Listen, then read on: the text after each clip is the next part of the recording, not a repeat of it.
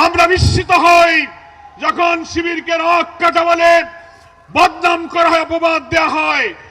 আমার পরিষ্কার মনে আছে, ইতিহাস সাক্ষী, বাংলাদেশে জামাত ইসলামীর পঞ্চম জাতীয় সংসদে আমাদের পার্লামেন্টারি পার্টির লিডার সাবেক মন্ত্রী মাওলানা মতিউর নিজামী শিবিরের বিরুদ্ধে অপবাদের ব্যাপারে সংসদে দাঁড়িয়ে তিনি চ্যালেঞ্জ দিয়েছিলেন। শিবিরকে রক কাটার ব্রমে যে বদনাম করা হয়, উনি পার্লামেন্টে দাঁড়িয়ে চ্যালেঞ্জ দিয়েছিলেন শিবির রক কেটেছে।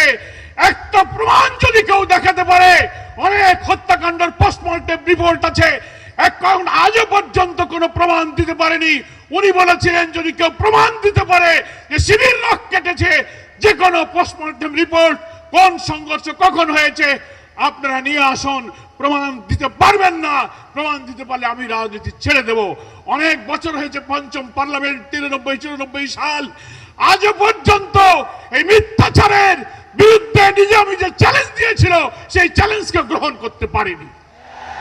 ফলে মিথ্যা অপপ্রচার করে ইসলামী ছাত্র শিবিরের এই অপ্রতিরোধ্য মৃত্যু ভয়হীন চেতনার এই অভিযাত্রাকে কেউ রুখে দিতে পারবে না। যারা শিবিরকে, জামাতকে চাঁদাবাজ, ব্যাংক লুট আর রক কাটার অপবাদ দেন, তাদের কাছে বলবো আয়নার সামনে দাঁড়িয়ে নিজের চেহারাটা আপনারা একটু দেখুন। এই অপবাদের সাথে জামাত শিবিরের কোনো সম্পর্ক নেই।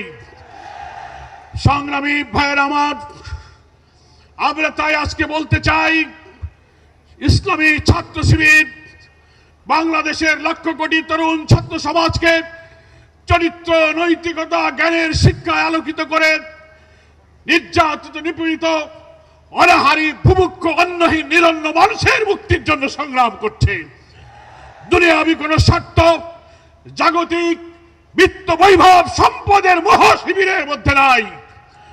আজকে রাজনৈতিক অসৎ উদ্দেশ্যে সকল কোটি কোটি মানুষ যখন জাতীয় ঐক্যের স্বপ্ন দেখছে, রাজনৈতিক অসৎ উদ্দেশ্যে কিছু ব্যক্তিরা, বিদেশি কোন চক্র, বাইরের রাষ্ট্রবিরোধী আধিপত্যবাদী চক্রান্তের শিকার হয়ে যারা ফ্যাসিবাদ বিরোধী রাজনৈতিক দলগুলোর মধ্যে ঐক্য এবং বিভেদের বীজ ছড়াতে চান, তাদের কাছে আমরা আজকে এই সম্মেলন থেকে আহ্বান জানাই।